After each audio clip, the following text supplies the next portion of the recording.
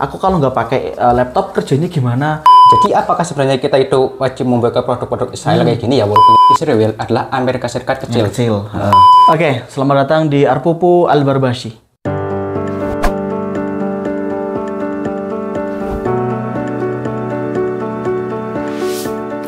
Kali ini kita kedatangan tamu guys. Dengan siapa saya berbicara? Oh ya, perkenalan dulu sebelumnya, nama saya Nandi ya. Nandi. Ya panggil saja Nandi lah. Oke. Dari mana Mas Nandi? Ya dari Dukuarni Dawan. Dari Dukuarni Dawan, deket sini ya? Iya dekat kok. Sebagai kesibukannya apa nih Mas sekarang? Untuk sekarang kesibukannya itu apa? Kesibukannya ya saya membantu orang tua aja sambil orang tua. Ya udah sih. Sambil belajar. Gitu ya. Oke.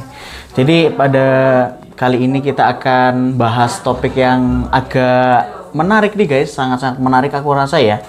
Kita akan membahas sesuatu hal yang sangat berkaitan dengan Islam tentunya ya. Sangat berkaitan dengan, aku agak agak nyerang aja Mas. Iya. Topik yang sangat berkaitan dengan Islam gitu ya sebenarnya. Kita akan membahas bagaimana kita menyikapi isu terkait Israel. Ya, Israel. Sebenarnya saya mau nyebutnya Israel ya, cuman mungkin beberapa dari teman-teman mungkin nggak suka ya dengan nama Israel itu kan, jijik gitu. Mungkin ya udah mau Israel aja atau Israel ya? Ya, Israel aja udah. Kita menyebutnya Israel aja. Boykot guys, boykot jangan lupa. Oke, terkait masalah Israel ya Mas. Ini katanya kan jenengan yang menghubungi aku nih ya. Iya. Menghubungi aku, katanya tertarik guys, mau membahas hal-hal yang berkaitan dengan Israel kayak gitu. Dan aku, wah ini menarik ini cocok kalau misalkan diangkat di kontenku karena yang basicnya itu edukasi ya gitu. Jadi coba bisa dimulai dari Mas Nandi dulu aja. Oh ini kedengeran kan suaranya ya? Aman. Nah, ya maaf ya, saya tuh nggak lancar kalau berbicara kayak gini ya. Makanya saya catat semuanya di sini. Agak nervous gitu ya? Iya. Agak grogi. Aman guys. Saya mulai dulu dari sejarah singkatnya si Israel ini. Jadi Israel itu didirikan tahun 1948 ya. Itu sebagai negara Yahudi di wilayah Palestina ya. Di awal-awal terbentuknya si Israel ini, dia itu mengalami beberapa konflik karena dia itu kan lokasinya itu dikelilingi banyak negara Muslim.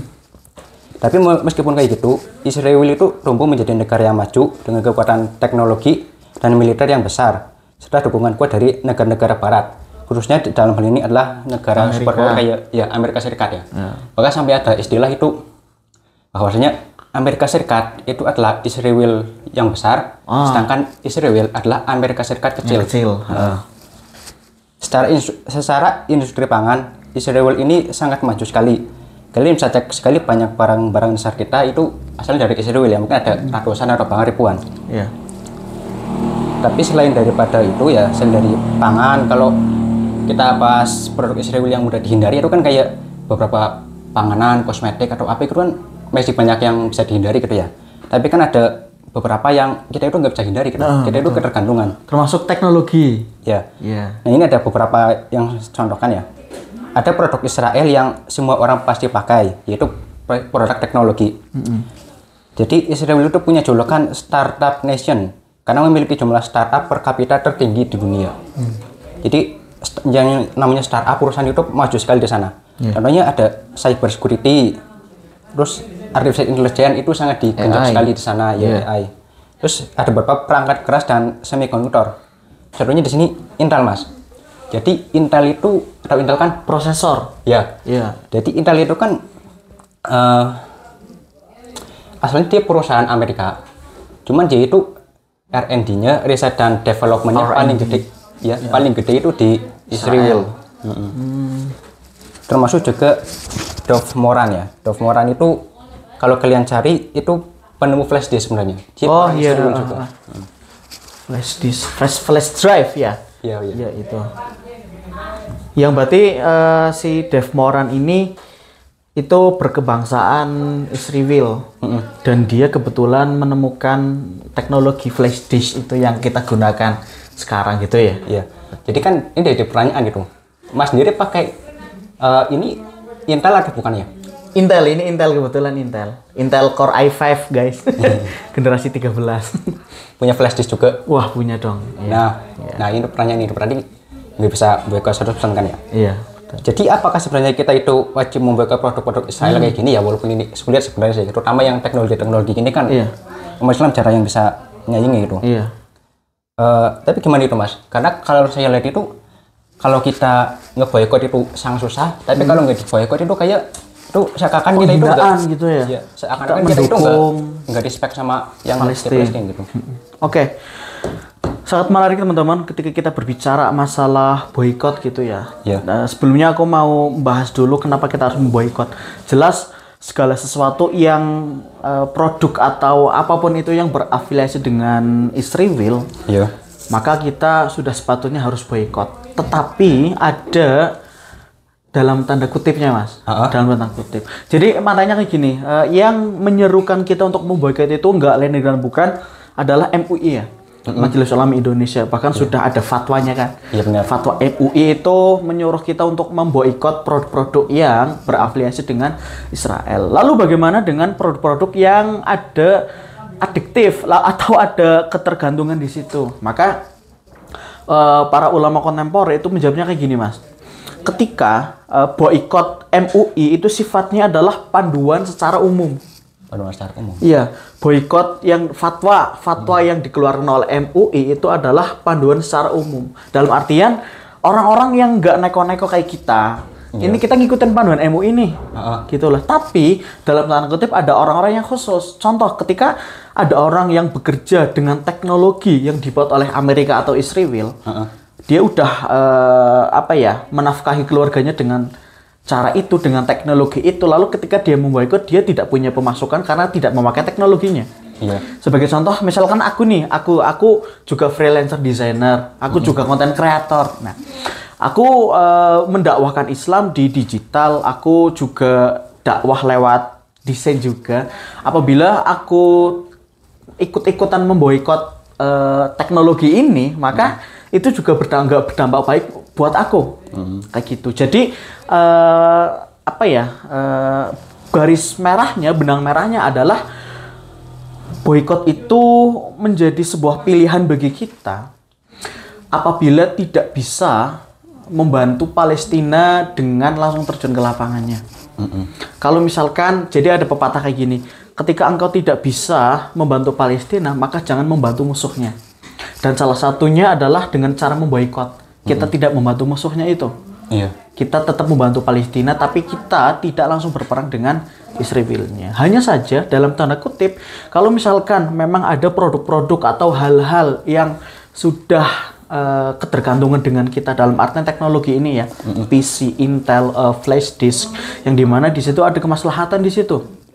Maka para ulama kontemporer mengatakan tidak apa-apa asalkan kita tidak secara terang-terangan mendukung pati-pati sih bahasa Indonesianya apa ya? Mungkin baru ngerti. Mentang-mentang, mentang-mentang kita beli ini otomatis kita langsung terafiliasi dengan Israel, itu tidak bisa digeneralkan kayak gitu. Maka sesuatu yang bisa kita boikot dan tidak ada ketergantungan kepada kita, dalam artian tidak ada impact langsung kepada diri kita dan keluarga kita, teman-teman kita, saudara kita, atau company kita, maka itu nggak apa-apa kalau nggak ada impactnya. Tapi kalau misalkan itu mendatangkan impact pada kita, sebagai contoh, aku kalau nggak pakai laptop kerjanya gimana, aku kalau nggak pakai flash itu gimana, maka itu menjadi tanda kutip kayak gitu. Itu setauku yang aku baca sih. Kayak gitu. Jadi kita mengeneralkan bahwa tidak semua yang kita pakai dari produk Israel itu mendatangkan mudarat bagi Palestina gitu kan. Karena sebagian besar yang kita hasilkan pun dan kita boikot pun itu lebih besar ternyata yang kita boikot. Seperti itu. Orangnya tadi. Karena yang kita pakai dari produk Israel dengan produk yang kita boikot lebih banyak yang kita boikot. Dan produk yang kita pakai dari itu pihak Israel itu tidak berafiliasi, maksudnya afiliasinya itu jauh, kayak Intel, kayak flash disk kayak gitu kan. Dan juga bahkan Samsung bukan brandnya tapi kameranya ada sensornya itu yang buatan Israel itu juga bagaimana kita ngerekamnya pakai gitu. Iya. Maka kalau misalkan aku nggak setuju ya, walaupun aku punya statement kayak gini, tapi aku nggak setuju kalau misalkan ada yang bilang boykot bukan solusi. Aku nggak setuju itu karena apa? By data, entry by data, ketika umat Muslim itu berseru untuk sama-sama meramaikan untuk memboikot produk-produk konsumtif yang berafiliasi dengan Israel, dan itu memang impactnya besar banget untuk Zionis, iya kan? Ada datanya kan, kerugian yang luar biasa kayak gitu kan. Maka boykot itu sangat-sangat berpengaruh teman-teman. Hanya saja kalau misalkan dikatakan segala sesuatu yang berafiliasi itu harus diboykot, maka aku akan berikan penjelasan dalam tanda kutip yang udah aku jelasin tadi panjang lebar, termasuk teknologi yang kita pakai seperti itu. Kayak ya kurang lebih kayak gitulah. Ini juga pakai itu. Iya. Ini kalau pertanyaan kedua sebenarnya rada nyambung ke pertanyaan ke satu sih ya. Yeah. Cuma bedanya kalau pertanyaan ke satu itu pas teknologi yang fisik, ini teknologi yang non fisik kayak software gitu. Jenengan pasti tahu lah yang namanya Mark Zuckerberg gitu kan. Iya, tahu. Facebook ya, pendiri Facebook, Meta itu ya. Ya, sekarang Meta kan punya banyak perusahaan juga, banyak aplikasi kayak Facebook, WhatsApp, Instagram, Messenger, hampir terus semua yang kita pakai itu Meta sih ya. Iya. Sayangnya Mark Zuckerberg itu dia itu pendukung Zionis juga. Dia itu pernah ngomong di suatu acara berita atau apa sih lupa, ngomong kalau Hamas itu pure evil, murni sebuah kejahatan. Gitu. Ya, pure evil, murni iblis. Ini kan berarti produk kayak Facebook, Instagram, Messenger, WhatsApp, dan lain-lain itu kan harus diboykot karena mendukung Zionis ya, harusnya mah. Tapi nyatanya kan aplikasi itu kan nggak bisa diboykot. Iya. Dan bayangkan juga berapa kontribusinya itu aplikasi kayak gituan ya. Itu kan atensi kita hampir sehari pun di situ melulu. Iya. Ya, benar. Ini sebenarnya ironis kalau menurut saya ya. Kan kalau benar kita mau memboikot Israel, kalau benar-benar kita musuhnya Israel, maka ya kita mesti ada pure semua alternatif. Iya, mesti cari itu. Kadang itu saya ironi ngeliat. Tadi kan bilang fatwa MUI fatwa MUI itu kan. Itu MUI kan membagi fatwanya di aplikasi Instagram juga. Itu di aplikasinya berarti membagikan fatwa di aplikasi musuh. Iya. Kasarannya gitu mungkin ya? Iya, betul. Iya, betul. Analoginya masuk. Iya. Udah. Nah, itu sih. Jadi gimana? Oke. Mungkin kita mesti cari aplikasi alternatif gitu. Oke, aku jawab satu-satu dulu ya. Pertama, bagaimana kayak tadi menyebarkan fatwa di aplikasi musuh gitu ya. Jadi aku pernah nonton film Ghost Rider, tahu ya? Tahu lah. Ghost Rider. Ada satu scene di mana di akhir itu ketika si Johnny Blaze ya, Johnny Blaze itu juga Israel BTW ya, tapi kita ambil pesennya ya. Johnny Blaze itu bilang sama si pemberi kontraknya itu, ayah iblisnya itu. Yang pakai kuda itu ya? Bukan. Yang pakai jas itu yang memberikan kontrak. Itu yang memberikan kekuatan kepada Johnny Blaze lah gitu. Dia itu Johnny Blaze itu bilang, akan aku hadapi kau, api melawan api. Nah, kita ambil nih, api melawan apinya. Ya. Ketika kita bagaimana jika contohnya kayak yang gencar banget dalam mempromosikan atau memboikot Israel itu kan salah satunya Ustadz yang membahas tentang Palestina ya, itu salah satunya Ustadz Felix Xiao. Terus ada Babe Hekal gitu kan, terus Muhammad Hussein gitu kan. Lah, platform yang mereka pakai dalam menyebarkan informasi terhadap hal-hal yang berkaitan dengan Palestina, Gaza, itu adalah YouTube, Instagram, dan Facebook. Sedangkan YouTube, Instagram, dan Facebook itu adalah buatan dari Meta tadi. Mark Zuckerberg itu tadi yang berafiliasi dengan Israel gitu kan. Maka ini bagaimana? Bukankah ini terjadi kontradiksi? Lah, kalau kita ingat perkataan Johnny Blaze itu api dilawan dengan api, maka kita bisa masukkan ke cara kita melawan Israel. Gimana tuh? Jadi kayak gini mas, Israel itu kita tahulah bahwa banyak konten-konten yang menguak kebenaran Palestina itu diblok, ya kan? Diblok sama Israel. Udah cari infonya. Diblok terus di take down gitu kan. Nah, maka penyebaran informasi yang kita harus akui dulu, penyebaran media sosial, YouTube, Facebook, Instagram itu sangat pesat banget di dunia. Hampir mayoritas orang itu pasti punya lah. Kalau nggak punya berarti orang baru keluar dari gua. Iya mungkin ya. Iya, apalagi kan? Facebook itu. Iya, aplikasi medsos paling lengkap. Paling lengkap, paling lama juga kan. Sebelum orang mengenal IG, pasti orang mengenal Facebook dulu. Nah, bagaimana kalau kita pakai senjata musuh untuk melawan mereka sendiri? Maksudnya gimana? Ya itu tadi, Mark Zuckerberg buat Facebook untuk melawan Palestina kan, untuk men-tag dan akun-akun tentang Palestina. Iya. Lalu bagaimana kalau kita pakai Facebook, pakai YouTube, pakai IG untuk memerangi Israel juga? Dengan apa? Dengan membuat konten tentang Palestina. Dan itu terbukti, dan itu efektif. Masa sih? Iya, kenapa jenengan bisa tahu info tentang Palestina dari siapa? Lah iya ya. Dari itu kan, dari YouTube, Facebook, Instagram, salah satu dari platform itu kan. Iya benar. Maka konten-konten kreator pun yang pro dengan Palestina, mereka sadar bahwa ini buatan Israel. Bagaimana alternatifnya? Kita pakai ini untuk melawan mereka juga. Karena kalau kita pakai aplikasi alternatif itu nggak sepowerful Meta, Mas. Betul juga ya, lagian nggak semua orang juga mau pindah ke alternatifnya itu. Iya betul. Sebagai contoh alternatifnya apa ya?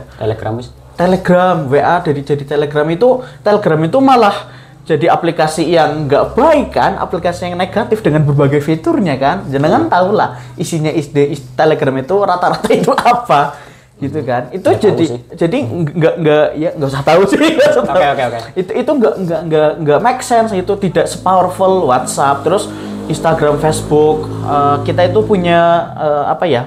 X, Twitter itu kita punya Indonesia namanya apa ya? Adalah itu juga nggak sepowerful dari aplikasi-aplikasi Meta gitu kan. Maka dengan jawaban yang kayak gitu, aku rasa cukup menjawab bahwa tidak perlu menggunakan aplikasi alternatif karena tidak sepowerful Meta. Hanya saja bagaimana kalau kita menjadikan Meta sebagai senjata untuk melawan mereka sendiri kayak gitu. Dengan cara apa? Publikasi konten tentang Palestina dan lain sebagainya lah.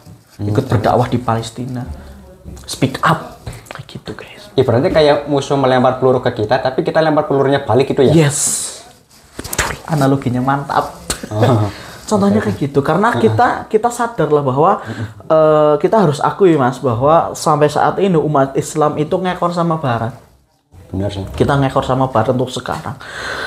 Ada istilah dalam periodisasi kepemimpinan Islam ya, itu kan Khulafaur Rasyidin, terus tabi'in, maka kita itu udah masuk di fase Mulkan Jabariyah. Mulkan Jabariyah itu kepemimpinan yang zalim. Benar sih. Kita itu udah masuk di situ. Apalagi pasca keruntuhan Turki Utsmani gitu ya, Ottoman itu yang 1887 apa ya, Abdul Hamid II itu kan bukti bahwa kita itu mulai dari tadi itu kita itu lagi ngekor sama Barat, tapi nggak menutup kemungkinan bahwa yang namanya sunatullah itu adalah hal-hal yang pasti itu datang kayak gitu. Dengan adanya nubuah dari Rasulullah, dengan adanya bisyarah itu kabar gembira, bisyarah dari Rasul bahwa nanti umat Islam itu akan memimpin dunia, akan dipimpin oleh satu khalifah Imam Mahdi itu kan. Itu bisyarah kabar gembira bagi kita, dan kita harus mengakui bahwa nanti akan ada masanya kita di atas. Itu menjadi agak sedikit menyenangkan bagi kita, walaupun realita yang ada saat ini kita sedang ngekor sama Barat. Betul sekali. Seperti itu.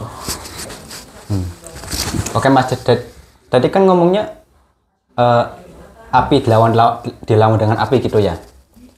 Cuman bagaimana kalau misal saya mau jadi content creator yang nggak bahas tentang Islam atau apa gitu, saya mau bahas bidang lain gitu, itu gimana Mas? Prinsipku gini Mas.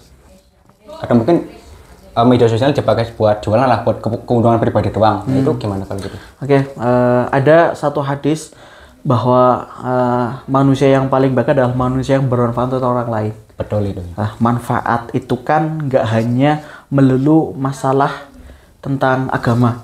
Iya. Adapun kalau misalkan kita bisa bawa kebermanfaatan itu di masalah agama, itu lebih bagus. Hanya saja kalau kita misalkan mau bersikap pragmatis, itu boleh-boleh aja, fine-fine aja, nggak apa-apa. Selama tidak pragmatis itu ya keuntungan diri sendiri lah. keuntungan mencari keuntungan gitu dengan minimnya modal itu pragmatis. Dengan minimnya usaha yang kita keluarkan itu namanya pragmatis. Kalau misalkan kita ingin bersikap pragmatis terhadap diri kita sendiri, minimal jangan melupakan agama kita. Sekarang banyak kok konten kreator jualan afiliator yang mereka taat beribadah, yang mereka menjual dengan cara yang baik, itu banyak kok. Nggak apa-apa kalau misalkan Mas Nandi mau jadi konten kreator di bidang digital, misalkan di dunia teknologi lah, review dunia teknologi dan lain-lain. Berarti nggak nyangkut sama agama sama sekali gitu. Nggak apa-apa, no problem, selama itu mendatangkan kebermanfaatan dan tidak mendatangkan mudarat. Kalau dirasa itu bermanfaat, maka ya udah. Dalam Islam itu tidak mengenal dikotomi. Dikotomi itu pemisah gitu loh. Jadi dalam Islam itu ketika Mas Nandi bekerja atau melakukan hal yang sifatnya itu dunia, maka itu berpengaruh juga untuk akhiratnya.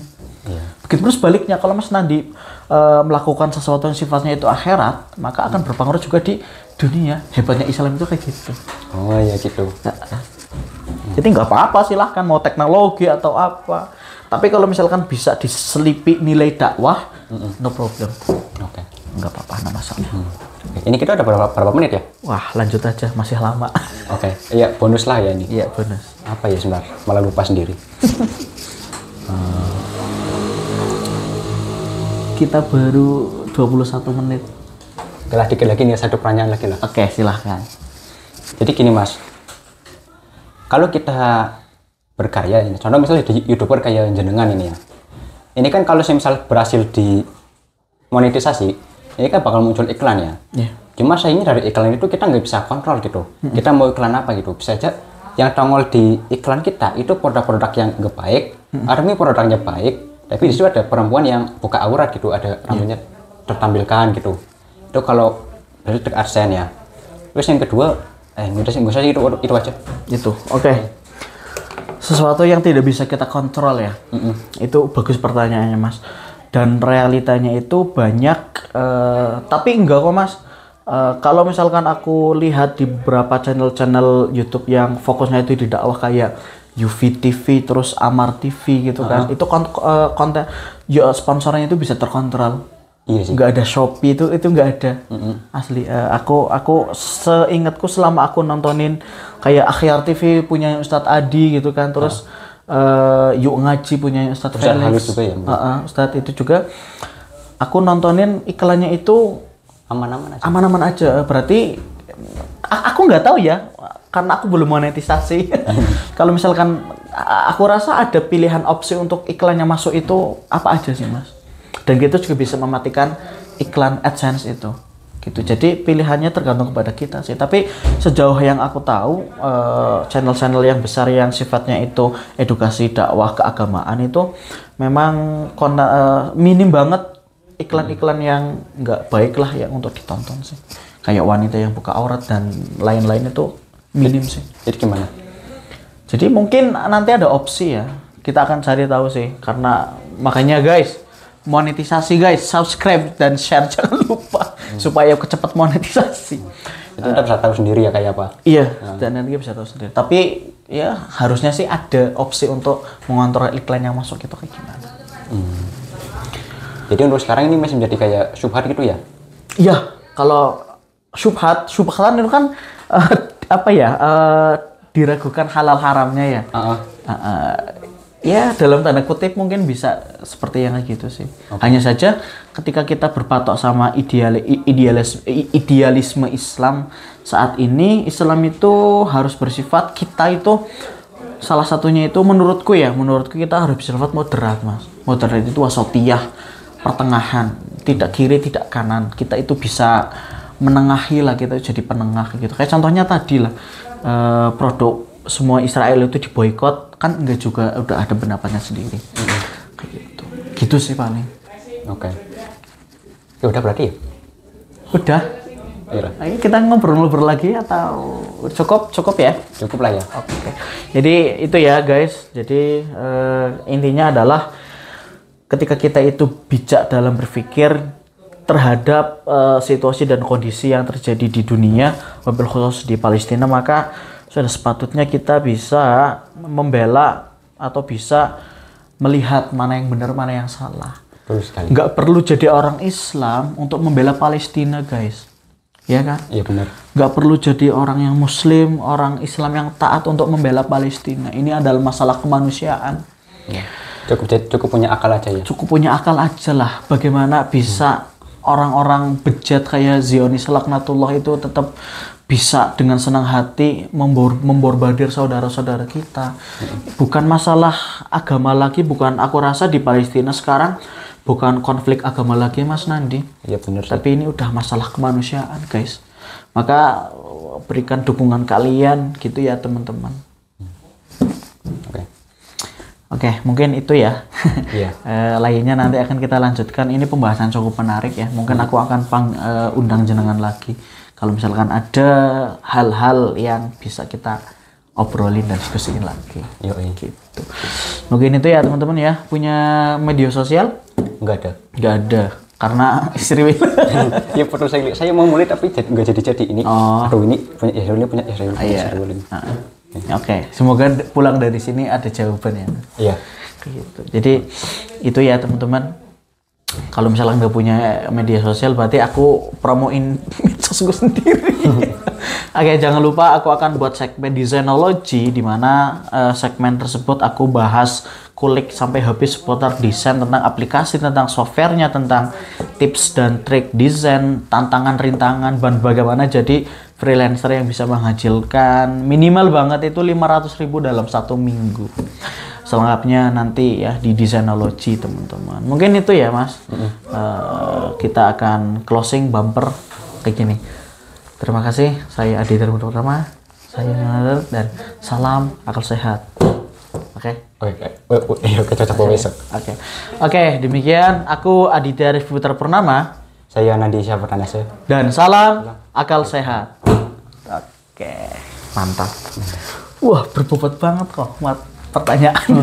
Itu juga memang anak beberapa bocah. Mati apa dorong? Belum, aman baik. Nggak dikat. Oke sih,